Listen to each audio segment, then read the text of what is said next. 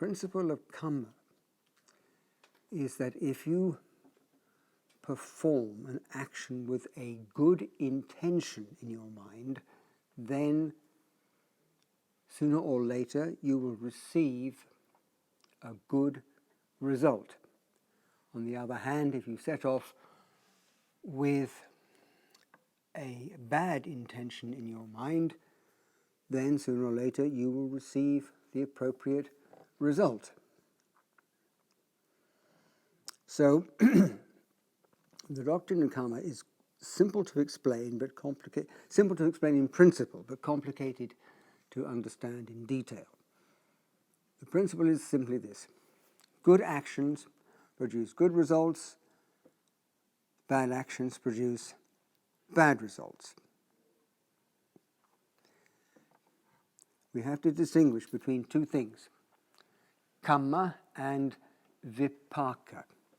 Kamma is an action.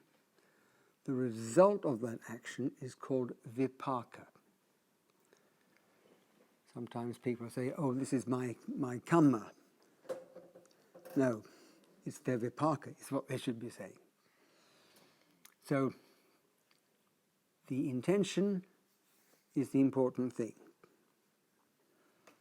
The word in Pali for intention is cetana.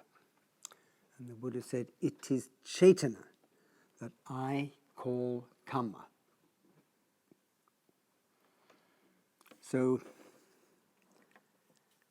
every action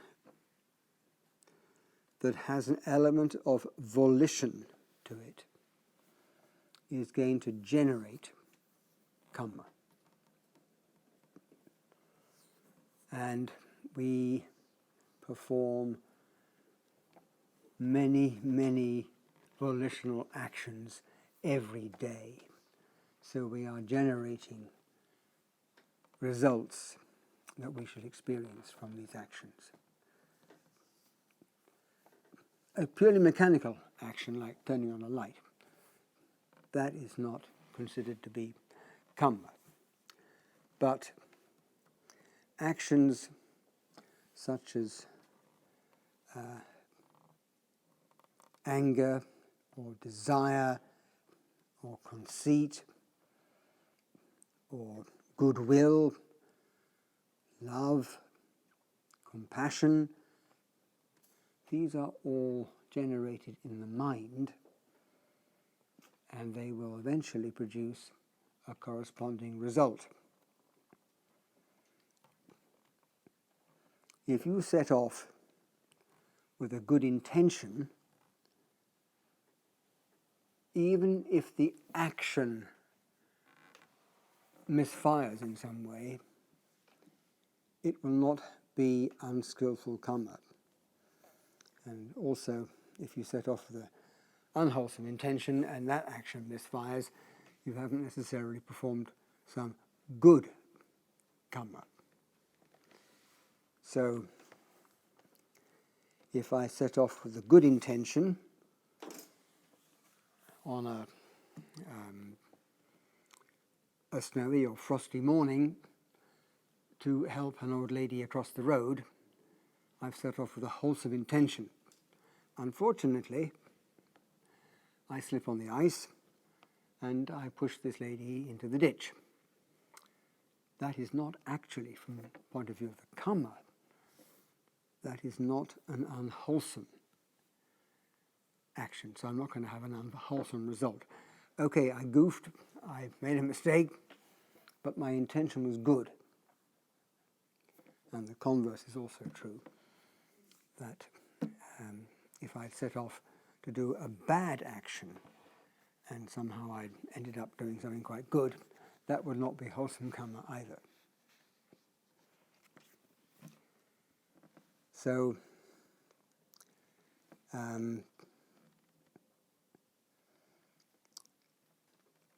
we need to be able to know the intention behind an action before we can judge if it is a good action or a bad action.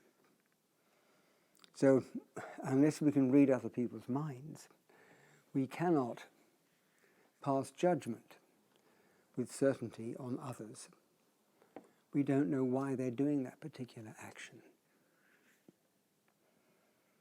For example, giving, a donation,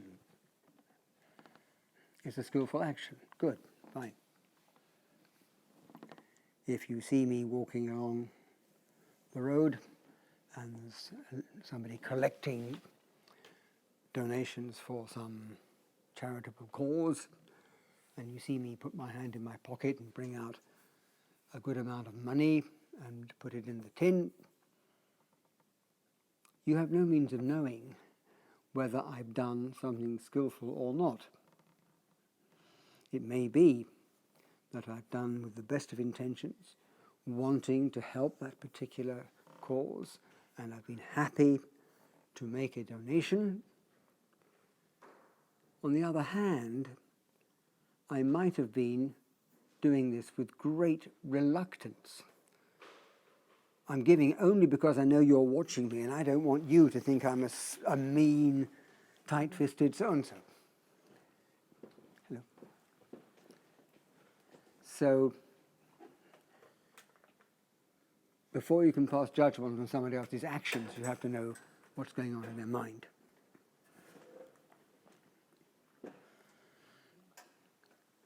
So I said the action is kamma, the effect of the action, the result of the action is vipaka. And with anything that we perceive, there is always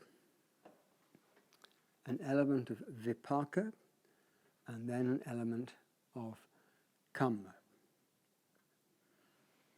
So if we see, hear, taste, touch, smell, anything,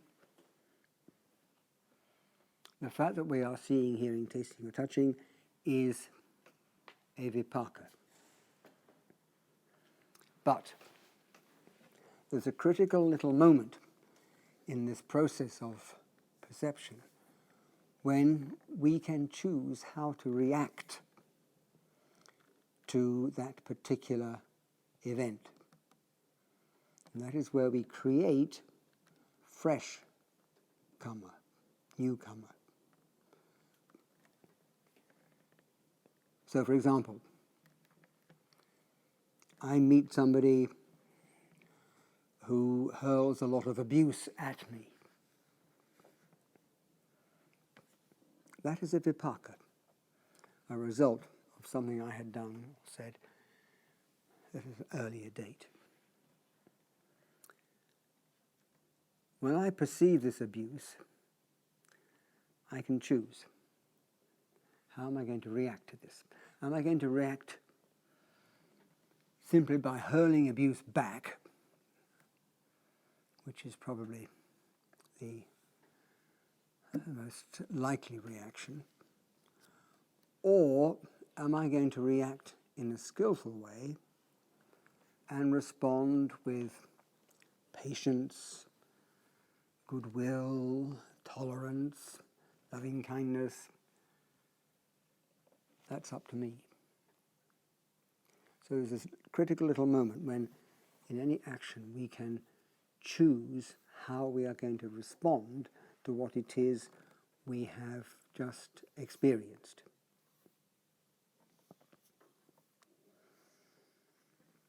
So the process of kamma is something which is going on throughout our waking life. And it is the mind, above all, which the Buddha emphasizes.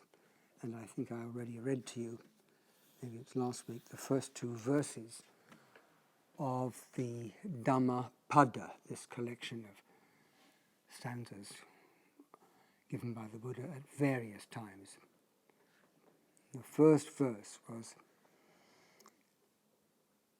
all mental states have mind as their forerunner. Mind is chief, mind-made are they. If one speaks or acts with a defiled mind, then suffering follows one even as the cart follows the hoof of the draft ox. So, mind comes first. Later, you may speak or you may act. And if your mind has been in an impure state, the action is impure, and unfortunate or unhappy results will come from that. And then in verse 2, it says, all mental states have mind as their forerunner, mind is chief, mind made are they. If one speaks or acts with a pure mind, then happiness follows, even as one's shadow. So the mind is very, very important. And we are responsible for the control of our mind, and therefore we are able to control our own futures, depending on what we think, say, and do in the present moment. There are various actions which are classified as skillful and various ones which are classified as unskillful. There are 10 of each. The 10 forms of unskillful action: body, 3, speech, 4, mind, 3. Body, bodily actions: killing, stealing, sexual misconduct. Those are the first 3 precepts that we looked at last week. Then unskillful actions of speech all come under the 4th precept. That is lying, slander or backbiting, harsh or abusive speech, and empty talk or gossip. And then the 3 qualities in the mind are covetousness, ill will, and wrong view. This term wrong view needs a little bit of clarification. In the Buddhist sense, it is several forms, but one is denial of the doctrine of cause and effect, that actions do not produce their own results, or that things maybe have arisen without a cause at all. That would also be an example of wrong view.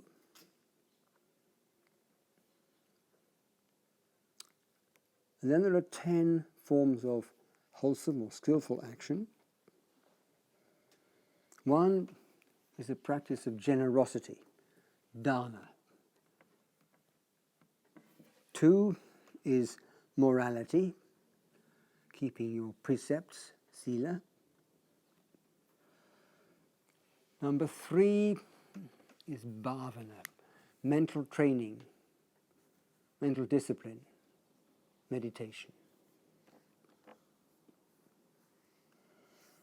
Number 4 is paying respect or reverence to those who are worthy of respect, particularly parents, monks.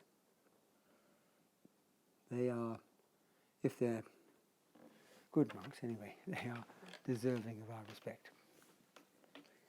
Then service.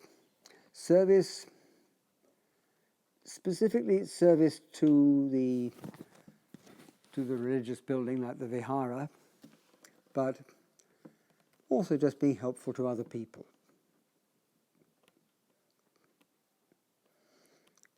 Then transference of merit. If you perform a skillful action, you generate what is called merit. And if you wish to, you can transfer that merit for the benefit of others. You sometimes see a dedication appearing at the front of a book in which the author says, "This book is dedicated to my beloved parents. May any merit generated by the writing and the publication of this book be for the benefit of my parents." And that's an action of transferring the merit to the parents. And then also on the subject of merit,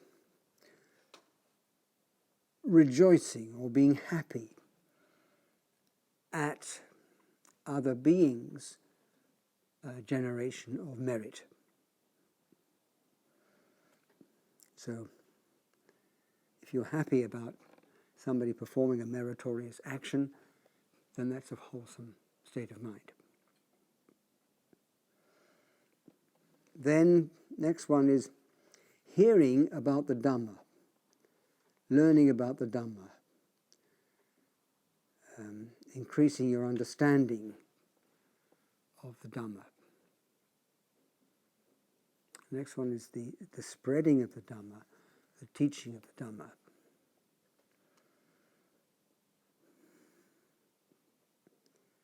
And then last one is straightening one's views. The last of the unskillful actions was having wrong view.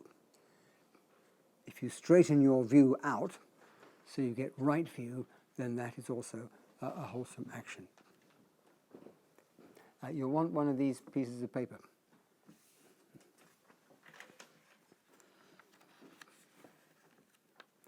We are at the moment going through the doctrine of Kamma. So for an action to generate its maximum effect, there are several stages which must be completed. And if, for example, you talk about an act of killing an animal, first of all, there must be an animal to be killed. Secondly, you must be aware that there is an animal to be killed. Thirdly, you must formulate your plan, how you're going to carry out this action. Fourthly, then the deed actually has to be done. And fifthly, the animal must die. If all those 5 conditions are met, then that will be the most heavy form of Kamma generated. If you're thinking of stealing something, there must be, first of all, that there is something which belongs to somebody else. Secondly, the knowledge that it does belong to somebody else. Thirdly, there's the plan formulated in your mind. Fourthly, the plan is put into action. And lastly, the object is removed.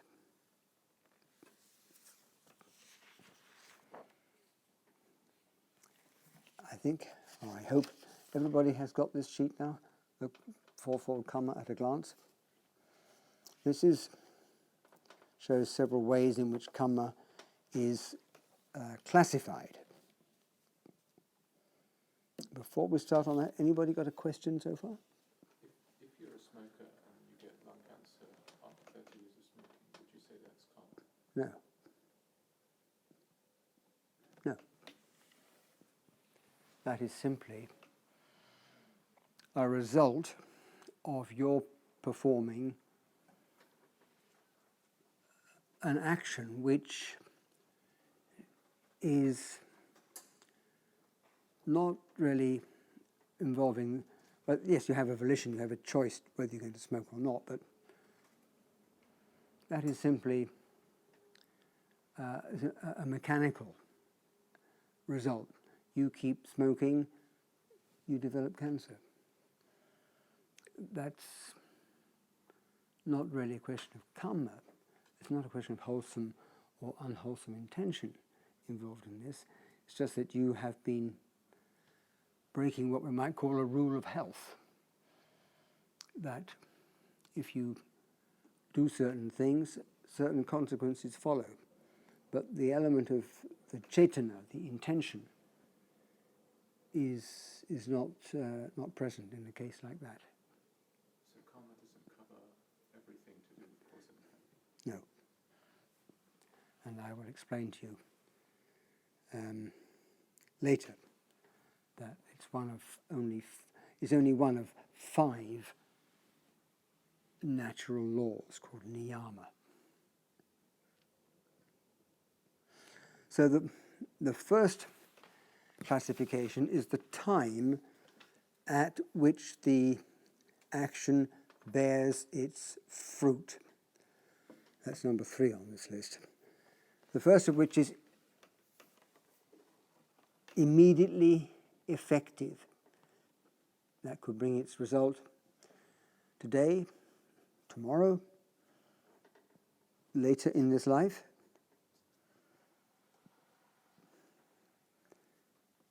Subsequently effective means the result is delayed until the next life. Indefinitely effective means the result is experienced at some time in the future. And then there's defunct or ineffective, which means it's probably a very slight, a very weak form of kamma, and it doesn't produce a result.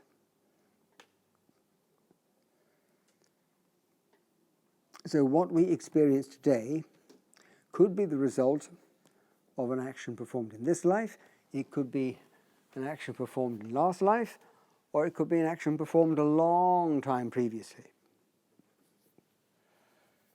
And we have examples of the third form from the life of the Buddha himself. Even though he was enlightened, he was not exempt from the results of his previous actions. And on one occasion, his cousin Devadatta wanted to kill him, and he rolled a boulder down a hill, and the Buddha was at the bottom of the hill, and Devadatta's intention was to kill the Buddha. In fact, on its way down, the boulder hit another boulder, was diverted, but a piece of stone flew off, a chip flew off, struck the Buddha on his ankle, and injured his ankle. And the Buddha said, that was a Vipaka. That was a result. In some previous existence, he had been involved in a dispute with a step-brother, and he had been intending to steal or take the step-brother's property. And so he had to experience the result of that. One of his 2 chief disciples was Moggallana. 2 chief disciples were Sariputta and Moggallana. Moggallana also reached enlightenment. And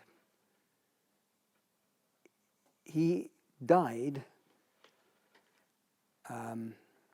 in very unhappy circumstances. He was actually murdered by some bandits. And the explanation of that is that he had killed his own parents in a previous life, and in due course he had to receive the results of that action. Therefore, the result had to manifest before the end of Moggallana's last life. And so that resulted in him being murdered. We also have a monk called Chakupala. He attained enlightenment and he went blind simultaneously. And the Buddha said that in a previous lifetime, Chakupala had been a doctor. And a woman had come to see him complaining of some problem with her vision. And she said, I don't have money, but if you can cure my problem, I will become your servant. So he, as a doctor, managed to give her some medicine to cure her problem. And when he said to her, has that cured the problem? The woman said, not quite, no. She told him a lie, because she didn't want to have to keep her promise to become his servant. This angered the doctor so much that he gave her another treatment which he knew would send her blind. And so, as a result of that action, in his last life, Chakupala had to experience the consequences. And another interesting thing comes out of Chakupala's life. After he was blinded, he would do walking meditation. You have a little path, you go up and down, up and down, up and down this path. It had been raining, and there were insects crossing the path. And as Chakupala walked, he trod on some of these insects. So the Buddha's monks went off to see the Buddha and said, Sir, this is terrible. This Chakupala, he's doing all sorts of unskillful action here. He's doing very bad things by standing on all these insects. And the Buddha said, yes, but he's not doing this intentionally. He's blind, he doesn't see these insects, and yes, he's killing them, but it's not with the bad intention of killing them. So that illustrates the question of chaitana, the intention behind the action. So that's the time at which the action can ripen. Then the next classification is the function. That's the first one on this list. And the first form of this is reproductive or generative kamma. This predominates at the moment of death, and it conditions the next existence. So it is responsible for producing the aggregates and also the plane of existence in which the new life forms.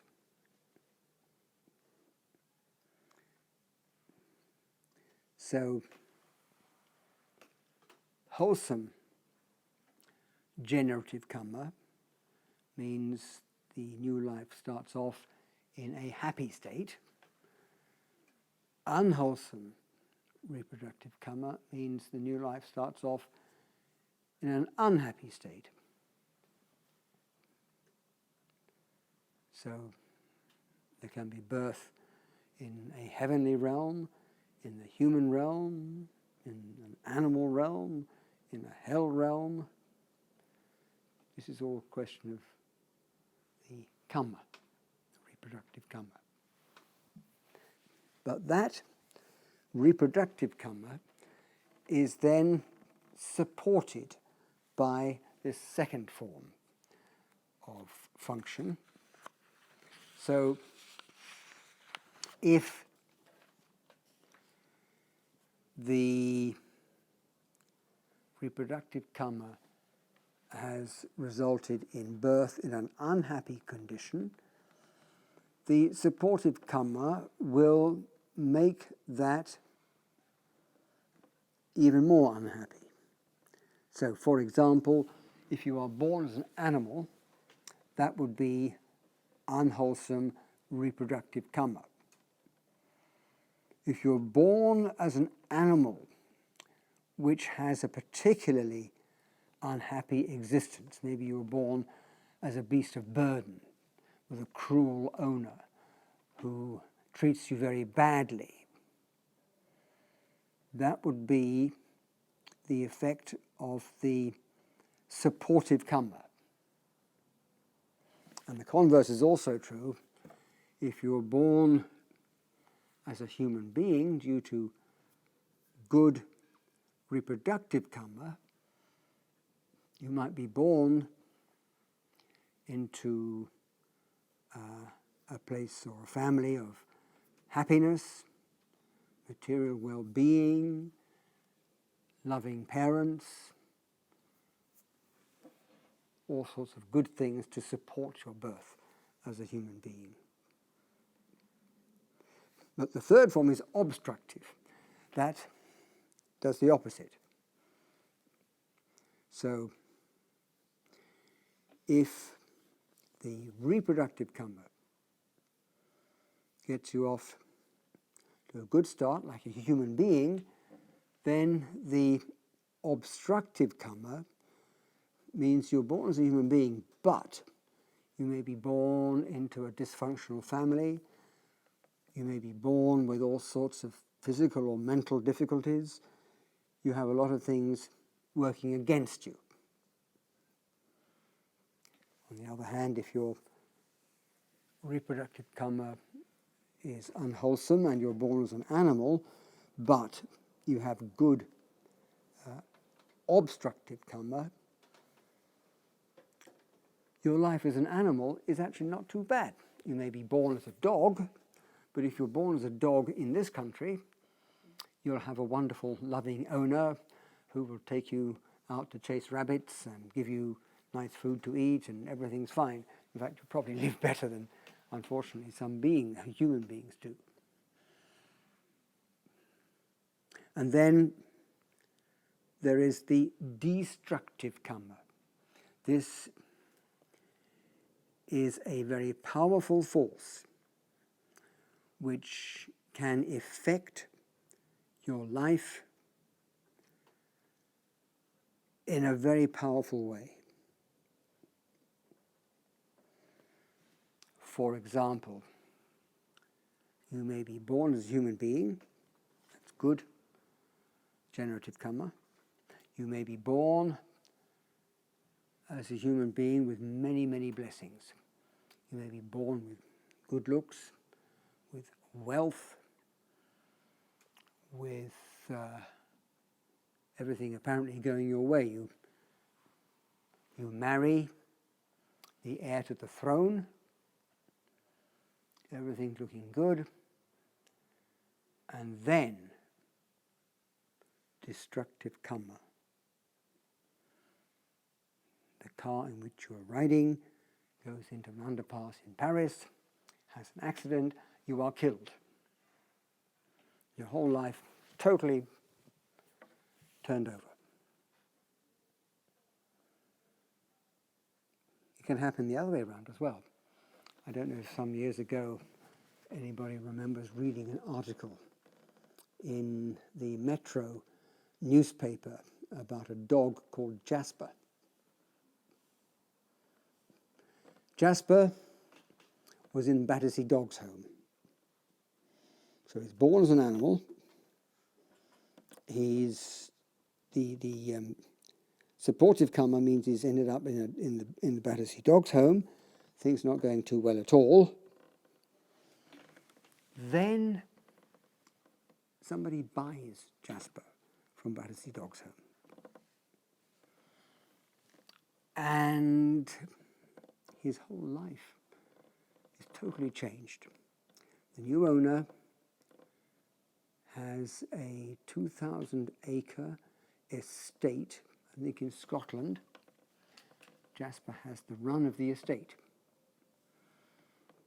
The new owner dies, and Jasper, I think, is the chief beneficiary in her will. So now he has a collar studded with diamonds. He eats nothing but steak all day long. Everything going wonderfully well. So that's the power of the Kamma to change your life, either for better or for worse, in a very radical way. Then we have the order of ripening. And the first is weighty Kamma. These are actions which are so powerful that they take priority. There can be wholesome actions, for example, developing states of jhana, these very deep states of concentration. That would be a moral form. Immoral or unskillful could be killing your mother, killing your father, killing an enlightened being, wounding the Buddha, and causing a rift in the monastic community. They are very powerful. Then there's what is called death proximate Kamma. This is an action or a thought which occurs immediately prior to death. Buddhists believe it's very important to die in a wholesome frame of mind, because this death proximate Kamma is responsible for the starting off of the new life. And for that reason, if somebody is dying, then monks may be called to the deathbed to chant Buddhist sutras, Buddhist texts. Or the dying person may be reminded of good things that he or she has done, or may be shown objects which would be in some way pleasing and beneficial to the dying person.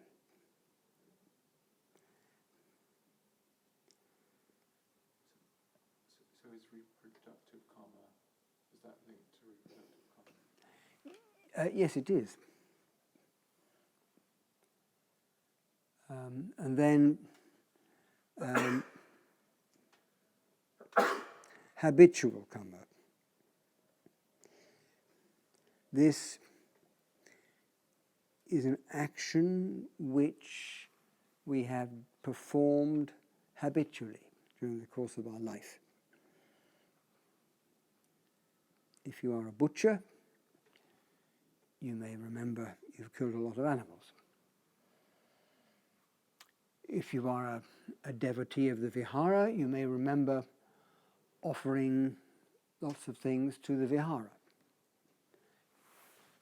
You have good habits and you have bad habits. And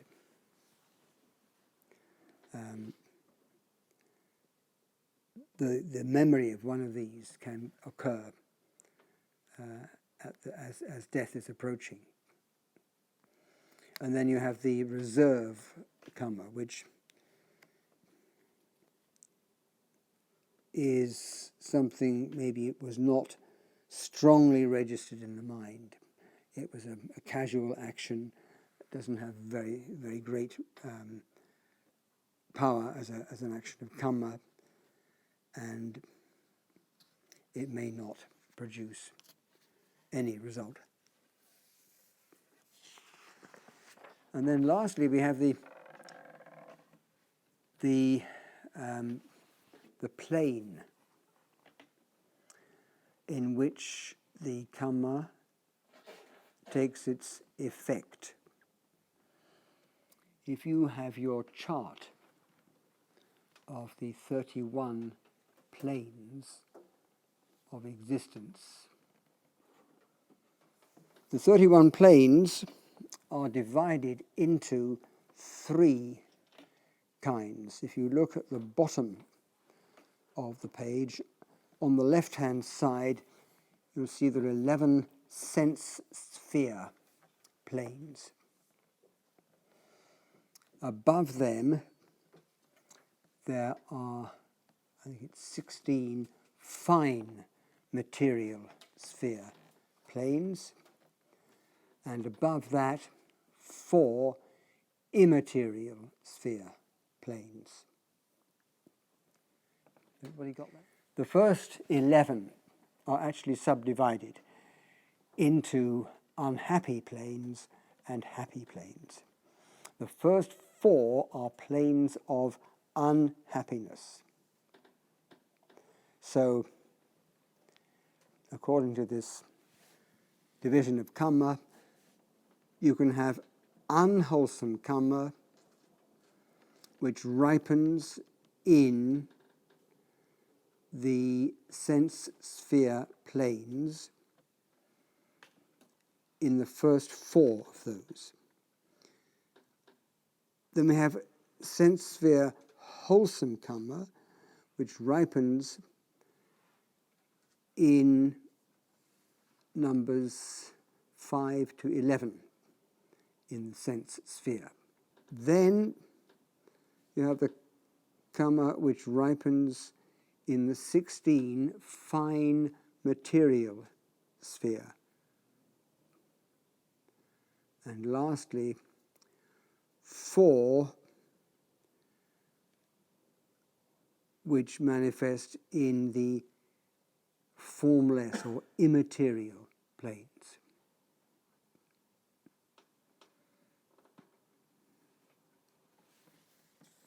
So that's how the Kamma can be classified. There is a possible misunderstanding about the teaching of Kamma, that it is a form of predestination. Fatalism. Oh, I can't do anything, it's my Kamma. Well, that is not the correct understanding. We are the ones who control our actions. How we act today will determine what we shall experience later this life and in other lives. This is not predestination. This is very much giving each of us responsibility for our own actions. If you wish to lay down the causes for future happiness, then you know what to do. If you wish to lay down the causes for future unhappiness, you also know what to do. But we can't say that this is a result of any kind of predestination, or that it is the choice of some external power that has assigned us particular experiences. Kamma works independently. It's just a natural law. It is not a system of reward or punishment dished out by the Buddha or by anybody else. It's simply an impersonal law which operates without a controller. If I pick up this pen and then drop it, the reason it dropped down onto the table was gravity. We don't have to think that there's somebody controlling gravity. We just know that that's a natural law. That is what happens due to the law of gravity. And we can take a similar view with the law of Kamma, that these actions that we perform will have effects in due course, but there's nobody who is controlling this apart from ourselves. If you want to lay down the future causes for your happiness or unhappiness, that lies within our own hands. And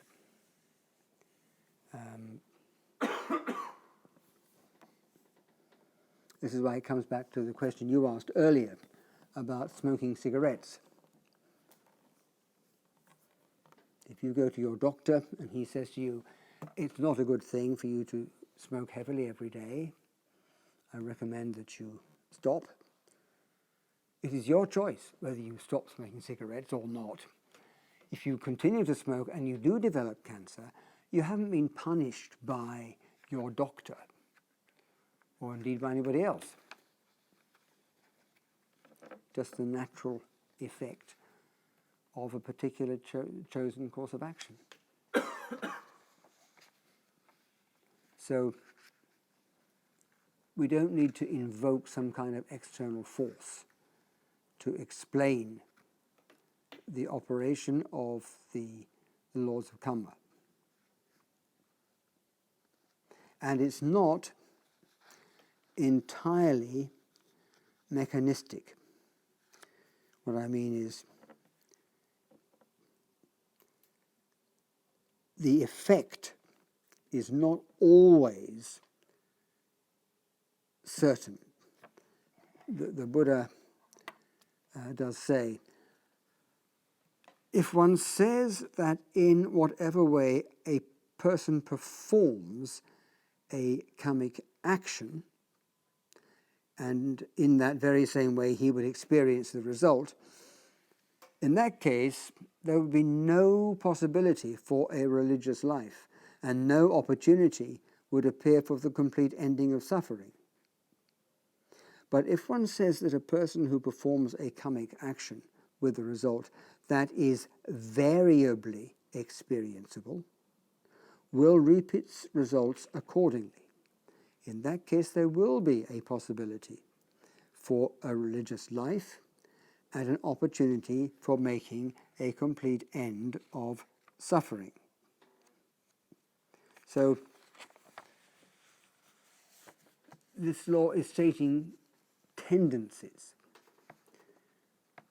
not absolute, definite consequences. Having said that, we can't be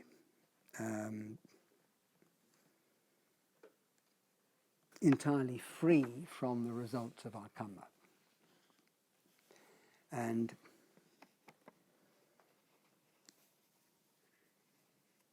the actions that we perform may be unskillful actions. And so the question comes up, what can I do about the unskillful actions which I've performed?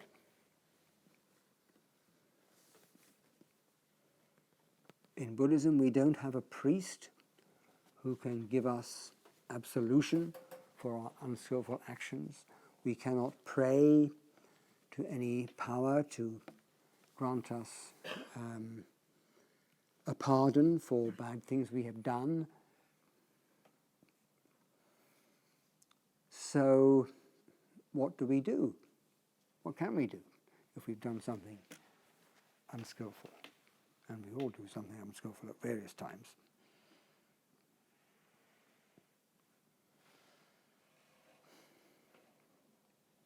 Well, the Buddha gave an analogy. He said, if you take a lump of salt and you place it in a cup of water, that salt will be so powerful that it will make that water undrinkable. If you take the same lump of salt and you put it into the river Ganges,